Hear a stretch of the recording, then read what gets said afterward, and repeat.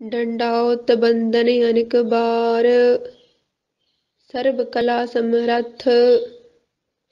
Dolan ते राखो प्रभु, नानक दे कर हथ।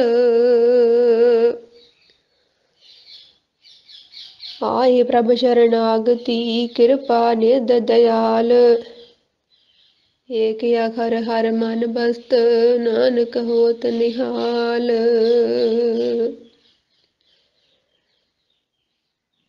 फिरत फिरत प्रभ आया, परया तव सरनाए। नानक की प्रभ बेनती, अपनी भगति लाए।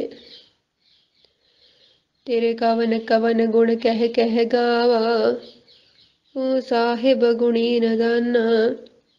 तुम्हारी महिमा बरन न साको, तू ठाकुर ऊच भगवाना।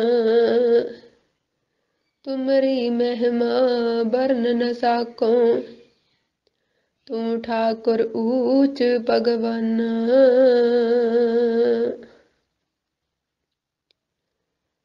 सतनाम श्री वाहिगुरु साहिब जी। पातशाही दसवीं त्वै प्रसाद, चलितर 85वां। चौपई उरी चांग उच सरव राजा, जाकी तुल कहूँ नह साजा। रूप कला ताकी वर नारी, मानो काम कंदला प्यारी।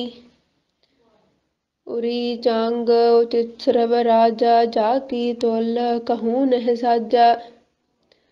रूप कला ताकी वर नारी, मानो काम कंदला प्यारी।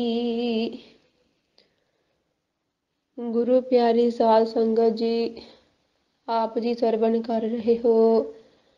ਧੰਨ ਧੰਨ ਸਤਿਗੁਰੂ ਸਾਹਿਬ ਸ੍ਰੀ ਗੁਰੂ ਗ੍ਰੰਥ ਸਾਹਿਬ ਮਹਾਰਾਜ ਜੀ ਦੀ ਅਪਾਰ ਬਖਸ਼ਿਸ਼ ਦੇ ਨਾਲ ਸ਼੍ਰੀ ਦਸਮ ਗ੍ਰੰਥ ਸਾਹਿਬ ਜੀ ਦੀ ਪਾਵਨ ਗੁਰਬਾਣੀ ਸ਼੍ਰੀ ਚਰਿਤ੍ਰ ਉਪਾਖਿਆਨ ਦੀ ਲੜੀਵਾਰ ਵਿਚਾਰ।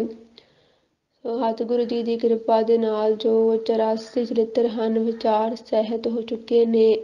ਸੋ ਅੱਜ ਜੋ 85ਵਾਂ ਚਰਿਤ੍ਰ ਹੈ, ਉਸ ਦੀ ਵਿਚਾਰ ਸਤਿਗੁਰੂ ਜੀ ਦੀ ਕਿਰਪਾ ਦੇ ਨਾਲ ਕਰਨੀ ਹੈ। ਤਾਂ ਤੇ ਗਰੀਬ ਨਵਾਜ ਪਾਤਸ਼ਾਹ ਜੀ ਬਚਨ ਫਰਮਾਉਂਦੇ ਨੇ। ਚੌਪਈ ਉਰੀ ਚੰਗ ਤਿਸਰਵ ਰਾਜਾ, ਜਾ ਕੀ ਤੁਲ ਕਹੂੰ ਨਹਿ ਸਾਜਾ। ਸਾਹਿਬ ਜੀ ਫਰਮਾਉਂਦੇ ਹਨ ਕਿ ਉਰੀ ਚੰਗ ਸ਼ਹਿਰ ਦੇ ਵਿੱਚ ਉੱਚੀ ਸਰਬ ਰਾਜਾ ਸੀ, ਜਿਸ ਦੇ ਵਰਗਾ, ਜਿਸ ਦੀ ਬਰਾਬਰਤਾ ਦਾ ਆਸ-ਪਾਸ ਕੋਈ ਵੀ ਨਹੀਂ ਸੀ।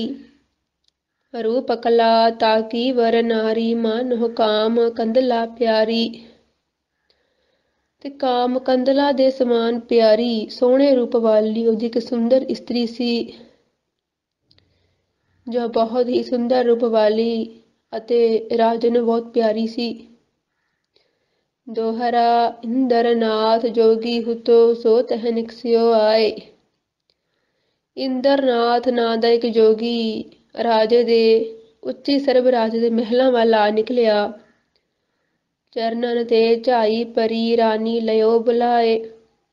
ਤੇ ਰਾਣੀ ਨੇ ਉਸ ਨਾਥ ਨੂੰ ਝਰਨਿਆਂ ਥਾਣੀ ਵੇਖ ਲਿਆ ਤੇ ਆਪਣੇ ਪਾਸ ਬੁਲਾਇਆ। ਚਾਉ ਪਈ ਜੋਗੀ ਦੈ ਅੰਜਨ ਤਹ ਆਵੈ, ਗੁਟ ਕੈ ਬਲ ਕੈ ਬਹੁ ਉੱਡ ਜਾਵੈ। ਜੋਗੀ ਨੇ ਉਸ ਰਾਣੀ ਨੂੰ ਇੱਕ ਸੁਰਮਾ ਦਿੱਤਾ, ਜਿਸ ਸੁਰਮੇ ਦੇ ਨਾਲ ਉਹ ਉੱਡ ਸਕਦੀ ਸੀ। ਜਿਸੀ ਠੌਰ ਚਾਹੈ ਤਿਸ ਜਾਵੈ, ਭਾਂਤ ਭਾਂਤ ਕੇ ਭੋਗ ਕਮਾਵੈ। ਜਿਸ ਪਾਸੇ ਵੀ ਉਹ ਜਾਣਾ ਚਾਹੁੰਦੀ ਸੀ, ਉੱਡ ਕੇ ਚਲੀ ਜਾਂਦੀ ਸੀ ਤੇ ਪਰਾਏ ਮਰਦਾਂ ਦੇ ਨਾਲ ਮਨ ਭਾਉਂਦੇ ਵਾਸ਼ਨਾ ਵਿਕਾਰ ਭੋਗਦੀ ਸੀ। ਭਾਂਤ ਭਾਂਤ ਕੇ ਦੇਸ਼ ਨਿਹਾਰੈ, ਭਾਂਤ ਭਾਂਤ ਕੀ ਪ੍ਰਭਾ ਵਿਚਾਰੈ। ਉਹ ਇਸ ਪ੍ਰਕਾਰ ਸੁਰਮੇ ਦੇ ਸਹਾਰੇ ਕਈ ਦੇਸ਼ਾਂ ਵਿੱਚ ਉੱਡਦੀ ਸੀ। ਕਈ ਦੇਸ਼ ਉਸਨੇ ਇਵੇਂ ਕਰਕੇ ਵੇਖੇ, ਕਈ ਪ੍ਰਕਾਰ ਦੀ ਸੁੰਦਰਤਾ ਉਸਨੇ ਸੰਸਾਰ ਦੀ ਇਵੇਂ ਕਰਕੇ ਵੇਖੀ। ਅੰਜਨ ਬਲ ਦੇਹ ਕੋਉ ਨਾ ਪਾਵੈ, ਤਿਸੀ ਠੌਰ ਰਨ ਯਹ ਲੈ ਜਾਵੈ। ਤੇ ਸੁਰਮੇ ਦੀ ਸ਼ਕਤੀ ਕਰਕੇ ਕੋਈ ਵੀ ਉਸਨੂੰ ਇਉਂ ਉੱਡਦਾ ਹੋਇਆ, ਉੱਡ ਕੇ ਜਾਂਦਿਆਂ ਹੋਇਆ ਕੋਈ ਉਸਨੂੰ ਵੇਖਦਾ ਨਹੀਂ ਸੀ, ਨਾ ਹੀ ਆਉਂਦਿਆਂ ਕੋਈ ਵੇਖਦਾ ਸੀ। ਉਹ ਫਿਰ ਰਾਣੀ, ਉਹ ਸੁਰਮਾ ਜਿਹੜਾ ਸੀ ਰਾਣੀ ਨੂੰ ਜਿੱਥੇ ਖੜਦਾ ਸੀ, ਫਿਰ ਵਾਪਸ ਉਸਨੂੰ ਆਪਣੇ ਮਹਿਲ ਦੇ ਵਿੱਚ ਲੈ ਆਉਂਦਾ ਸੀ। ਕਿਸੇ ਨੂੰ ਇਸ ਗੱਲ ਦਾ ਪਤਾ ਨਹੀਂ ਚੱਲਦਾ ਸੀ। ਦੋਹਰਾ ਭਾਂਤ ਭਾਂਤ ਕੇ ਦੇਸ਼ ਮੈਂ ਭਾਂਤ ਭਾਂਤ ਕਰ ਗਾਉਨ। ਇਵੇਂ ਫਿਰ ਸੁਰਮੇ ਦੀ ਸ਼ਕਤੀ ਦੇ ਨਾਲ ਕਈ ਤਰ੍ਹਾਂ ਦੇ ਦੇਸ਼ਾਂ ਦੇ ਵਿੱਚ ਉਹ ਕਈ ਤਰ੍ਹਾਂ ਨਾਲ ਘੁੰਮ ਫਿਰ ਕੇ ਆਈ। ਐਸੇ ਸੁਖਨ ਬਲੋਕ ਕੈ ਨਿਰਪ ਪਰ ਰਿਜਤ ਕਾਉਨ। ਸਾਹਿਬ ਜੀ ਆਖਦੇ ਹਨ ਕਿ ਹੁਣ ਉਸ ਰਾਣੀ ਨੇ ਤਾਂ ਇੱਕ ਨਹੀਂ ਨੇ ਕਈ ਮਰਦਾਂ ਨਾਲ ਇਉਂ ਵਿਚਾਰ ਕੀਤਾ ਸੀ। ਵਾਸਨਾ ਵਕਾਰ ਉਹ ਦਿਨ ਰਾਤ ਹੀ ਭੋਗਦੀ ਰਹਿੰਦੀ ਸੀ।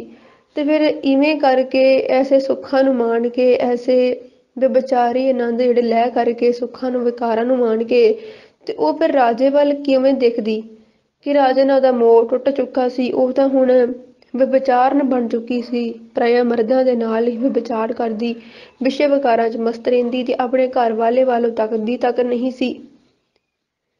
ਚਾਉ ਪਈ ਜਬ ਜਹ ਭੇਦ ਰਾਵ ਲਖ ਪਾਹਵਾ ਅਧਿਕ ਕੋਪ ਮਨ ਮਾਂਝ ਬਸਾਵਾ।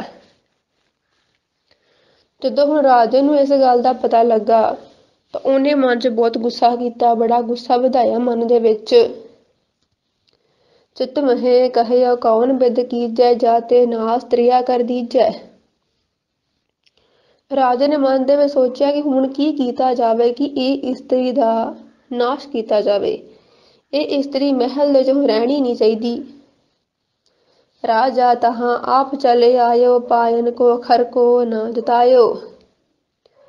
ਇੱਕ ਦਿਨ ਫਿਰ ਰਾਜਾ ਜਿਹੜਾ ਸੀ ਉਹ ਆਪ ਚੱਲ ਕੇ ਰਾਣੀ ਦੇ ਮਹਿਲ ਦੇ ਵਿੱਚ ਆਇਆ।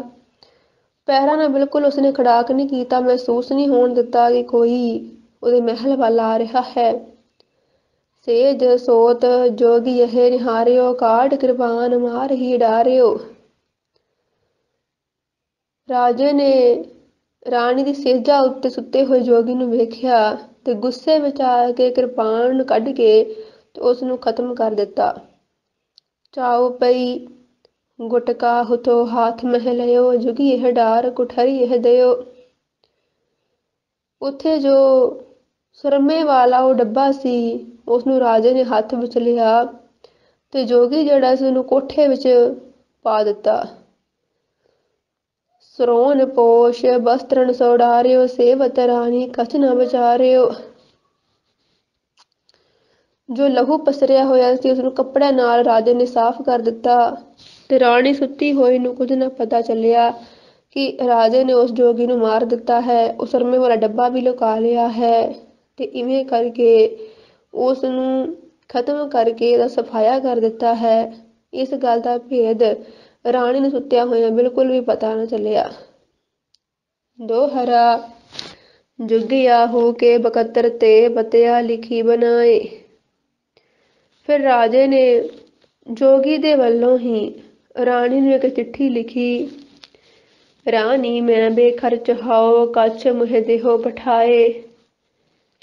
ਇਹ ਚਿੱਠੀ ਲਿਖੀ ਸਬਕ ਸਿਖਾਉਣ ਵਾਸਤੇ ਰਾਣੀ ਨੂੰ, ਜੋ ਰਾਣੀ ਨੇ ਕੁਕਰਮ ਕੀਤੇ ਸਨ, ਰਾਜੇ ਨਾਲ ਧੋਖਾ ਕੀਤਾ ਸੀ, ਉਸ ਦਾ ਫਲ ਭੁਗਤਾਉਣ ਵਾਸਤੇ ਰਾਜੇ ਨੇ ਕੀ ਕੀਤਾ, ਜੋਗੀ ਵੱਲੋਂ ਚਿੱਠੀ ਲਿਖੀ ਕਿ ਇਹ ਰਾਣੀ ਮੇਰੇ ਕੋਲ ਖਰਚੇ ਵਾਸਤੇ ਪੈਸਾ ਨਹੀਂ, ਮੈਨੂੰ ਕੁਝ ਪੈਸੇ ਭੇਜ ਦਿਓ। ਚਾਉ ਪਈ ਇਸੀ ਭਾਂਤ ਲਿਖ ਨਿਤ ਪਠਾਵੈ ਸਭ ਰਾਣੀ ਕੋ ਦਰਬ ਚੁਰਾਵੈ। ਇਵੇਂ ਨਿਤ ਹੀ ਰਾਜਾ ਜੋਗੀ ਦੇ ਵੱਲੋਂ ਪੱਤਰ ਲਿਖਦਾ ਤੇ ਰਾਣੀ ਨੂੰ ਭੇਜ ਦਿੰਦਾ, ਕਦੇ ਕੋਈ ਬਹਾਨਾ ਬਣਾ ਕਰਕੇ, ਕਦੇ ਕੋਈ ਬਹਾਨਾ ਬਣਾ ਕਰਕੇ। ਜਿਤਨੀ ਰਾਣੀ ਦੇ ਕੋਲ ਮਾਇਆ ਸੀ ਉਹ ਸਾਰੀ ਹੀ ਵਿਉਂਤ ਬਣਾ ਕੇ ਲੁੱਟ ਲਈ। ਧਨੀ ਹੁਤੀ ਨਿਰਧਨ ਹੋਇਆ ਗਈ ਨਿਰਭਉ ਡਾਰ ਛੱਤ ਤੇ ਦਈ। ਉਹ ਰਾਣੀ ਜਿਹੜੀ ਸੀ ਕਿਤੇ ਅਮੀਰ ਸੀ, ਰਾਣੀ ਸੀ ਮਹਿਲਾਂ ਦੀ, ਉਹ ਹੁਣ ਕੰਗਾਲ ਹੋ ਗਈ। ਸਾਰਾ ਧਨ ਉਸਨੇ ਜੋਗੀ ਸਮਝ ਕਰਕੇ ਲੁਟਾ ਦਿੱਤਾ। ਤੇ ਉਸ ਰਾਜੇ ਨੇ ਕੀ ਕੀਤਾ, ਜਦ ਉਹ ਰਾਣੀ ਗਰੀਬ ਹੋ ਗਈ ਉਸਨੂੰ ਮਹਿਲ ਦੇ ਵਿੱਚੋਂ ਬਾਹਰ ਕੱਢ ਦਿੱਤਾ ਤੇ ਆਪਣੇ ਮਨ ਤੋਂ ਭੁਲਾ ਦਿੱਤਾ। ਜੋ ਨਿਰਪ ਧਨ ਇਸਤਰੀ ਤੇ ਪਾਵੈ ਟਕਾ ਟਕਾ ਕਰਦ ਜਿਨ ਲੁਟਾਵੇ। ਰਾਜਾ ਜੋ ਵੀ ਇਸਤਰੀ ਕੋਲ ਧਨ ਪ੍ਰਾਪਤ ਕਰਦਾ ਉਹ ਥੋੜਾ ਥੋੜਾ ਕਰਕੇ ਬ੍ਰਾਹਮਣਾਂ ਨੂੰ ਦਾਨ ਕਰ ਦਿੰਦਾ ਸੀ। तिहि सौ तन सौ केल कमावै ताके निकट न कबहू आवै।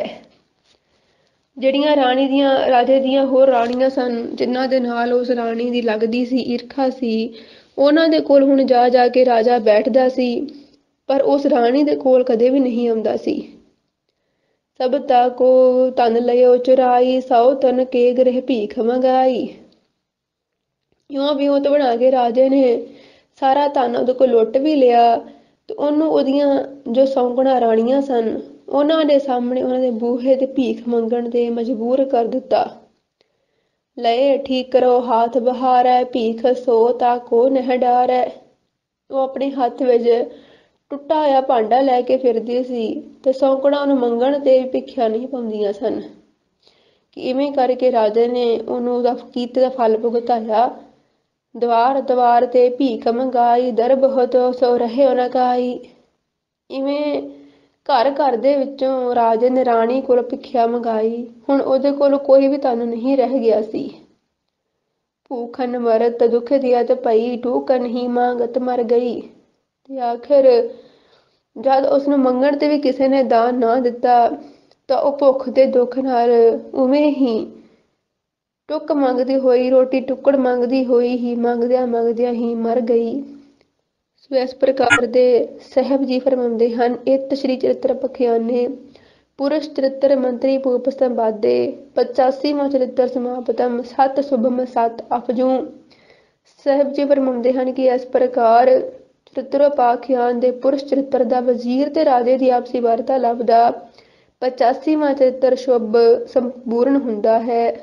ਸੋ ਗੁਰੂ ਪਿਆਰੀ ਸਾਧ ਸੰਗਤ ਜੀ, ਇਹ ਸ੍ਰੀ ਚਰਿਤ੍ਰੋਪਾਖਿਆਨ ਦੇ 85ਵੇਂ ਚਰਿਤ੍ਰ ਦੀ ਵਿਚਾਰ ਜੋ ਆਪ ਜੀ ਨੇ ਸਰਵਣ ਕੀਤੀ ਹੈ ਅਤੇ ਸਤਿਗੁਰੂ ਜੀ ਨੇ ਆਪ ਕਿਰਪਾ ਕਰਕੇ ਜੋ ਵਿਚਾਰ ਕਰਵਾਈ ਹੈ।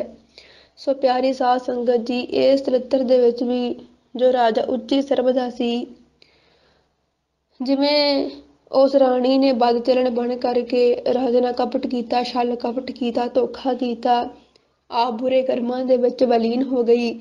ਰਾਜੇ ਨੂੰ ਉਹ ਮੂੰਹ ਵੀ ਨਹੀਂ ਲਾਉਂਦੀ ਸੀ, ਜਿਸ ਕਰਕੇ ਰਾਜੇ ਨੂੰ ਇਸ ਗੱਲ ਦਾ ਪਤਾ ਲੱਗਾ ਤਾਂ ਰਾਜੇ ਨੇ ਉਸ ਨੂੰ ਫਲ ਭੁਗਤਾਉਣ ਵਾਸਤੇ, ਕੀਤੇ ਦਾ ਫਲ ਭੁਗਤਾਉਣ ਵਾਸਤੇ ਉਹਨੂੰ ਫਿਰ ਇਉਂ ਕਰਕੇ ਵਿਉਂਤ ਬਣਾ ਕੇ ਸਾਰਾ ਧਨ ਉਹਦੇ ਕੋਲੋਂ ਖੋਹ ਵੀ ਲਿਆ ਤੇ ਉਸ ਨੂੰ ਦਰ ਦਰ ਤੇ ਰੋਟੀ ਟੁੱਕੜ ਮੰਗਣ ਵਾਸਤੇ ਮਜਬੂਰ ਕੀਤਾ। ਜਦੋਂ ਉਸਨੂੰ ਕਿਸੇ ਨੇ ਭਿੱਖਿਆ ਮੰਗਣ ਤੇ ਭਿੱਖਿਆ ਨਹੀਂ ਪਾਈ ਤੇ ਆਖਰ ਮੰਗਦੀ ਹੀ ਮਰ ਗਈ।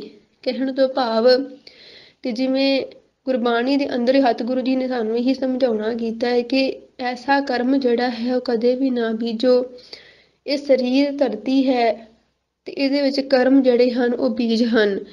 ਜਿਵੇਂ ਜੋ ਬੀਜ ਧਰਤੀ ਵਿੱਚ ਉਗਦਾ ਹੈ, ਉਗਦਾ ਉਹੀ ਹੈ। ਧਰਤੀ ਦਾ ਇਹ ਸੁਭਾਅ ਹੈ, ਜੋ ਵੀ ਅਸੀਂ ਬੀਜ ਬੀਜਦੇ ਹਾਂ ਉਹੀ ਸਾਨੂੰ ਫਸਲ ਰੂਪ ਦੇ ਵਿੱਚ ਪ੍ਰਾਪਤ ਹੁੰਦਾ ਹੈ। ਇਹ ਨਹੀਂ ਕਦੇ ਹੋ ਸਕਦਾ ਕਿ ਅਸੀਂ ਧਰਤੀ ਵਿੱਚ ਬੀਜ ਅਸੀਂ ਕਣਕ ਦਾ ਬੀਜਿਆ ਹੋਏ ਤੇ ਆਸ ਰੱਖੀਏ ਸਾਨੂੰ ਝੋਨਾ ਪ੍ਰਾਪਤ ਹੋ ਜਾਵੇ, ਕਦੇ ਹੋ ਨਹੀਂ ਸਕਦਾ। ਇਸੇ ਪ੍ਰਕਾਰ ਜੇਕਰ ਬੀਜਿਆ ਆਪਾਂ ਝੋਨਾ ਹੋਵੇ, ਆਸ ਕਰੀਏ ਕਣਕ ਪ੍ਰਾਪਤ ਹੋਵੇ ਤੇ ਇਹ ਕਦੇ ਹੋ ਨਹੀਂ ਸਕਦਾ। ਤੇ ਜੇ ਆਪਾਂ ਇਹੋ ਜਿਹੀ ਆਸ ਰੱਖਾਂਗੇ ਤਾਂ ਮੂਰਖ ਹੀ ਕਹਾਵਾਂਗੇ। ਇਸੇ ਪ੍ਰਕਾਰ ਸਰੀਰ ਰੂਪੀ ਧਰਤੀ ਹੈ, ਕਰਮ ਰੂਪੀ ਬੀਜ ਹਨ। ਜਿਵੇਂ ਦਾ ਕਰਮ ਅਸੀਂ ਬੀਜਾਂਗੇ, ਜੇਕਰ ਅਸੀਂ ਮਾੜਾ ਕਰਮ ਕਰਦੇ ਹਾਂ ਤਾਂ ਆਸ ਰੱਖਦੇ ਹਾਂ ਕਿ ਸਾਨੂੰ ਸੁੱਖ ਮਿਲੇ, ਤਾਂ ਵੀ ਨਹੀਂ ਕਦੇ ਹੋ ਸਕਦਾ। ਤੇ ਜੇਕਰ ਅਸੀਂ ਚੰਗੇ ਕਰਮ ਕਰਦੇ ਹਾਂ ਤੇ ਪਿੱਛੇ ਕੋਈ ਇਹੋ ਜਿਹੀ ਮਨ ਭਾਵਨਾ ਹੋਵੇ ਸਾਨੂੰ ਦੁੱਖ ਨਾ ਮਿਲਣ, ਤੇ ਇਹ ਵੀ ਕਦੇ ਨਹੀਂ ਹੋ ਸਕਦਾ ਕਿ ਸਾਨੂੰ ਦੁੱਖ ਨਾ ਮਿਲੇ। ਚੰਗੇ ਕਰਮ ਕਰਾਂਗੇ ਸੁੱਖ ਮਿਲੇਗਾ, ਮਾੜੇ ਕਰਮ ਕਰਾਂਗੇ ਦੁੱਖ ਹੀ ਮਿਲੇਗਾ। ਇਹ ਕਰਮਾਂ ਰੂਪੀ ਧਰਤੀ ਹੈ। ਸਰੀਰ ਧਰਤੀ ਕਰਮ ਰੂਪੀ ਬੀਜ ਹਨ। ਜਿਵੇਂ ਦਾ ਬੀਜ ਬੀਜਾਂਗੇ ਤਿਵੇਂ ਦਾ ਫਲ ਸਾਨੂੰ ਭੋਗਣਾ ਹੀ ਪੈਣਾ ਹੈ ਤੇ ਉਹ ਤੁਹਾਨੂੰ ਕੋਈ ਬਚਾ ਨਹੀਂ ਸਕਦਾ। ਇਸ ਕਰਕੇ ਆਪਣੇ ਜੀਵਨ ਦੇ ਵਿੱਚ ਸਤਿਗੁਰੂ ਜੀ ਨੇ ਸਾਨੂੰ ਗੁਰਬਾਣੀ ਅੰਦਰ ਵਾਰ-ਵਾਰ ਸਮਝਾਉਣਾ ਕੀਤਾ ਏ।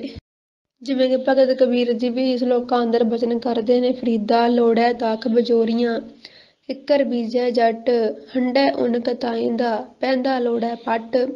ਭਗਤ ਫਰੀਦ ਸਮਝਾਉਣਾ ਕਰਦੇ ਨੇ ਕਿ ਜੇਕਰ ਕੋਈ ਜੱਟ ਜਿਹੜਾ ਹੈ ਉਹ ਕਿੱਕਰੀਆਂ ਬੀਜੇ ਆਪਣੇ ਖੇਤ ਵਿੱਚ ਤੇ ਸੋਚੇ ਕਿ ਮੈਂ ਲੋੜੈ ਦਾਖ ਬਜੋਰੀਆਂ, ਬਿਜੋਰ ਲਾ ਕੇ ਦੀਆਂ ਮੈਂ ਦਾਖਾਂ ਪ੍ਰਾਪਤ ਕਰ ਲਵਾਂਗਾ, ਬੀਜਿਆ ਇਸਨੇ ਕਿੱਕਰ ਹੋਵੇ ਤੇ ਆਸ ਰੱਖੇ ਕਿ ਮੈਨੂੰ ਬਜੋਰ ਇਲਾਕੇ ਦੀਆਂ ਦਾਖਾਂ ਖਾਣ ਨੂੰ ਮਿਲ ਜਾਵਣ, ਤਾਂ ਇਹ ਕਦੇ ਨਹੀਂ ਹੋ ਸਕਦਾ। ਤੇ ਹੰਢੈ ਉਨ ਕਤਾਈ ਦਾ ਪੈਂਦਾ ਲੋੜਾ ਪੱਟ। ਤੇ ਜੇਕਰ ਸਾਰੀ ਉਮਰ ਉਨ ਹੀ ਕਤਾਉਂਦਾ ਰਹਿੰਦਾ ਹੋ ਰਿਹਾ ਹੋਵੇ, ਉਨ ਦੇ ਹੀ ਇਸਨੇ ਵਸਤਰ ਬਣਾਏ ਹੋਣ, ਉਨ ਹੀ ਇਸਨੇ ਕੱਤਣ ਨੂੰ ਦਿੱਤੀ ਹੋਵੇ, ਤਾਂ ਸੁਭਾਵਕ ਹੈ ਕਿ ਇਸਨੂੰ ਉਨ ਦੇ ਬਣੇ ਕੱਪੜੇ ਹੀ ਮਿਲਣਗੇ ਤੇ ਆਸ ਰੱਖੇ ਮੈਨੂੰ ਰੇਸ਼ਮ ਦੇ ਕੱਪੜੇ ਪਹਿਨਣ ਵਾਸਤੇ ਮਿਲ ਜਾਵਣਗੇ। ਤਾਂ ਇਹ ਇੱਕ ਮੂਰਖਤਾ ਹੀ ਹੈ। ਜੋ ਮਨੁੱਖ ਬੀਜੇਗਾ, ਜੋ ਮਨੁੱਖ ਕਰਮ ਕਰਦਾ ਹੈ, ਫਲ ਤਾਂ ਉਸਨੂੰ ਹੀ ਮਿਲਣਾ ਹੈ। ਸਮਝਾਉਣ ਵਾਸਤੇ ਭਗਤ ਫਰੀਦ ਜੀ ਨੇ ਬਚਨ ਕੀਤੇ ਹਨ ਕਿ ਜੇਕਰ ਜੱਟ ਤੂੰ ਕਿੱਕਰ ਬੀਜ ਰਿਹਾ ਹੈ ਤਾਂ ਸੁਭਾਵਕ ਹੈ ਤੇਰੇ ਖੇਤ ਵਿੱਚ ਕਿੱਕਰ ਹੀ ਉੱਗਣੇ ਹਨ। ਜਦੋਂ ਇਹ ਆਸ ਰੱਖ ਲਵੇਂਗੀ ਤੇ ਤੈਨੂੰ ਬਿਜੋਰ ਇਲਾਕੇ ਦੀਆਂ ਦਾਖਾਂ ਪ੍ਰਾਪਤ ਹੋਣਗੀਆਂ ਖਾਣ ਵਾਸਤੇ, ਤੇ ਬਹੁਤ ਵੱਡੀ ਭੁੱਲ ਹੈ। ਫਿਰ ਤੈਨੂੰ ਦਾਖਾਂ ਬੀਜਣੀਆਂ ਚਾਹੀਦੀਆਂ ਨੇ, ਫਿਰ ਹੀ ਦਾਖਾਂ ਪ੍ਰਾਪਤ ਕਰੇਗਾ। ਤੇ ਜੇਕਰ ਤੂੰ ਰੇਸ਼ਮ ਦੇ ਕੱਪੜੇ ਪਹਿਨਣਾ ਚਾਹੁੰਦਾ ਹੈ ਤਾਂ ਫਿਰ ਇਹਦੇ ਵਾਸਤੇ ਤਾਂ ਤੈਨੂੰ ਰੇਸ਼ਮ ਹੀ ਦੇਣਾ ਪਵੇਗਾ, ਤੇ ਫਿਰ ਤੈਨੂੰ ਰੇਸ਼ਮ ਦੇ ਬਣੇ ਹੋਏ ਕੱਪੜੇ ਮਿਲਣਗੇ। ਜੇ ਦਿੱਤੀ ਹੋਵੇ ਕਿਸ ਨੂੰ ਉੱਨ ਕਤਾਉਣ ਵਾਸਤੇ, ਆਸ ਕਰੇ ਮੈਨੂੰ ਰੇਸ਼ਮ ਦੇ ਕੱਪੜੇ ਮਿਲਣਗੇ, ਤਾਂ ਇਹ ਤਾਂ ਕਦੇ ਹੋ ਹੀ ਨਹੀਂ ਸਕਦਾ। ਇਹ ਤਾਂ ਇੱਕ ਭੁਲੇਖਾ ਹੈ। ਤਿਵੇਂ ਜੋ ਮਨੁੱਖ ਕਰਮ ਕਰਦਾ ਹੈ ਉਹਦੇ ਬਦਲੇ ਉਸਨੂੰ ਉਹਦਾ ਫਲ ਜ਼ਰੂਰ ਮਿਲਦਾ ਹੈ। ਚੰਗਾ ਕਰਮ ਤਾਂ ਚੰਗਾ ਫਲ, ਮਾੜਾ ਕਰਮ ਹੈ ਤਾਂ ਮਾੜਾ ਫਲ। ਕਿ ਪੁੰਨੀ ਪਾਪੀ ਆਖਣ ਨਾਹੀਂ, ਕਰ ਕਰ ਕਰਨਾ ਲਿਖ ਲੈ ਚਾਹੋ। ਜੋ ਆਪਣੇ ਜੀਵਨ ਦੇ ਵਿੱਚ ਪਾਪ ਪੁੰਨ ਜੋ ਵੀ ਕਮਾਉਂਦਾ ਹੈ, ਉਹ ਸਾਰੇ ਲੇਖ ਜਿਹੜੇ ਹਨ ਤੁਰੰਤ ਹੀ ਲਿਖ ਲਏ ਜਾਂਦੇ ਹਨ ਚਿੱਤਰ ਤੇ ਗੁਪਤ ਵੱਲੋਂ। ਉਹ ਸਾਡੇ ਲੇਖ ਜਿਹੜੇ ਹਨ ਉਹ ਸਾਡੇ ਨਾਲ ਚੱਲਦੇ ਹਨ ਜੋ ਜੀਵਨ ਦੇ ਵਿੱਚ ਕਮਾਇਆ ਹੁੰਦਾ। ਜਿਵੇਂ ਸਤਿਗੁਰੂ ਜੀ ਫਰਮਾਉਂਦੇ ਨੇ, ਕੱਪੜ ਰੂਪ ਸੁਹਾਵਣਾ ਛੱਡ ਦੁਨੀਆ ਅੰਦਰ ਜਾਵਣਾ, ਮੰਦਾ ਚੰਗਾ ਆਪਣਾ ਆਪੇ ਕੀਤਾ ਪਾਵਣਾ। ਜੋ ਮੰਦਾ ਚੰਗਾ ਕਰਮ ਕੀਤੇ ਨੇ ਉਹ ਸਾਡੇ ਨਾਲ ਜਾਣੇ ਨੇ। ਬਾਕੀ ਇਹ ਸਰੀਰ, ਸੋਹਣਾ ਰੂਪ, ਸੋਹਣੇ ਕੱਪੜੇ, ਇਹ ਪਹਿਨੇ ਹੋਏ ਸਾਰਾ ਕੁਝ ਇੱਥੇ ਰਹਿ ਜਾਣਾ। ਜੇ ਕੋਈ ਸਾਡੇ ਨਾਲ ਚੱਲਣਾ ਹੈ, ਉਹ ਚੱਲਣੇ ਹਨ ਸਾਡੇ ਸ਼ੁਭ ਕਰਮ, ਮਾੜੇ ਕਰਮ, ਬੰਦਗੀ। ਜੋ ਉਸ ਜੀਵਨ 'ਚ ਕਮਾਇਆ ਹੈ ਉਹ ਸਾਡੇ ਨਾਲ ਚੱਲੇਗਾ। ਬਾਕੀ ਸਾਰਾ ਕੁਝ ਦੁਨਿਆਵੀ ਜੋ ਦੁਨੀਆ ਨਾਲ ਸੰਬੰਧਿਤ ਹੈ ਉਹ ਇੱਥੇ ਹੀ ਰਹਿ ਜਾਣਾ ਹੈ। ਇੱਥੋਂ ਤੱਕ ਸਾਡਾ ਸਰੀਰ ਵੀ ਇੱਥੇ ਰਹਿ ਜਾਣਾ। ਸੋ ਇਸ ਪ੍ਰਕਾਰ ਗੁਰੂ ਪਿਆਰੀ ਸਾਧ ਸੰਗਤ ਜੀ, ਸਤਿਗੁਰੂ ਮਹਾਰਾਜ ਸਾਨੂੰ ਚਰਿੱਤਰ ਦੇ ਰਾਹੀਂ ਹੀ ਸਮਝਾਉਣਾ ਕਰਦੇ ਨੇ ਕਿ ਮਨੁੱਖ ਜੋ ਵੀ ਕਰਮ ਕਰਦਾ ਉਹਦਾ ਫਲ ਉਸਨੂੰ ਜ਼ਰੂਰ ਭੋਗਣਾ ਪੈਂਦਾ। ਉਸ ਰਾਣੀ ਨੇ ਮਾੜਾ ਕਰਮ ਕੀਤਾ, ਉਹਨੂੰ ਮਾੜੇ ਕੀਤੇ ਦਾ ਕਰਮ ਫਲ ਜਿਹੜਾ ਸੀ ਮਾੜਾ ਹੀ ਮਿਲਿਆ। ਤੇ ਫਿਰ ਮਹਾਰਾਜ ਸਾਨੂੰ ਸੁਚੇਤ ਕਰਦੇ ਨੇ ਕਿ ਐਸਾ ਕੰਮ ਮੂਲੇ ਨਾ ਕੀਚੈ, ਨਿਤ ਅੰਤ ਪਛਤਾਈਏ। ਭਾਈ ਐਸਾ ਕਰਮ ਭੁੱਲ ਕੇ ਵੀ ਨਾ ਕਰੋ ਜਿਸ ਕਰਕੇ ਤੁਹਾਨੂੰ ਪਛਤਾਵਾ ਕਰਨਾ ਪਵੇ। ਇਸ ਕਰਕੇ ਆਪਣੇ ਜੀਵਨ ਦੇ ਵਿੱਚ ਐਸੇ ਕਰਮ ਕਰੋ ਜਿਨ੍ਹਾਂ ਕਰਕੇ ਤੁਹਾਡੀ ਵਡਿਆਈ ਹੋਵੇ, ਸੋਭਾ ਹੋਵੇ, ਲੋਕ ਤੇ ਪਰਲੋਕ ਦੇ ਵਿੱਚ ਤੁਹਾਨੂੰ ਸੁੱਖ ਪ੍ਰਾਪਤ ਹੋਣ, ਲੋਕ ਤੇ ਪਰਲੋਕ ਤੁਹਾਡਾ ਸੁਹੇਲਾ ਬਣੇ, ਨਾ ਕਿ ਇਹ ਤੁਸੀਂ ਖਰਾਬ ਕਰ ਲਵੋ। ਇਸ ਪ੍ਰਕਾਰ ਗੁਰੂ ਸਾਹਿਬ ਜੀ ਨੇ ਆਪਾਂ ਨੂੰ ਇਸ ਚਰਿੱਤਰ ਦੇ ਰਾਹੀਂ ਸਮਝਾਉਣਾ ਕੀਤਾ ਹੈ। ਸੋ ਇਤਨੀਆਂ ਬੇਨਤੀਆਂ ਪਿਆਰੀ ਸਾਧ ਸੰਗਤ ਜੀ ਪ੍ਰਵਾਨ ਕਰਨਾ ਜੀ। ਗੁਰਬਾਣੀ ਦੀਆਂ ਗੁਰਮਤਿ ਵਿਚਾਰਾਂ ਕਰਦਿਆਂ ਹੋਇਆਂ ਏਕ ਨਹੀਂ ਅਨੇਕ ਪ੍ਰਕਾਰ ਦੀਆਂ ਭੁੱਲਾਂ ਗਲਤੀਆਂ ਹੋ ਜਾਂਦੀਆਂ ਨੇ। ਸਤਿਗੁਰੂ ਪਿਤਾ ਆਦਿ ਸਤਿਗੁਰਾਂ ਦੀ ਸੰਗਤ ਬਖਸ਼ਣ ਯੋਗ ਹੈ, ਬਖਸ਼ ਲੈਣਾ। ਗੁਰੂ ਸਾਹਿਬ ਜੀ ਅੱਗੇ ਤੋਂ ਸਮੱਤ ਬਖਸ਼ਣ ਤੱਕ ਸੱਜੇ ਢੰਗ ਦੇ ਨਾਲ ਗੁਰਬਾਣੀ ਦੀਆਂ ਗੁਰਮਤਿ ਵਿਚਾਰਾਂ ਕਰ ਸਕੀਏ। ਸੋ ਅੰਤ ਵਿੱਚ ਬੜੇ ਪਿਆਰ ਨਾਲ ਫਤਿਹ ਬੁਲਾਓ ਜੀ। ਵਾਹਿਗੁਰੂ ਜੀ ਕਾ ਖਾਲਸਾ, ਵਾਹਿਗੁਰੂ ਜੀ ਕੀ ਫਤਿਹ ਜੀ।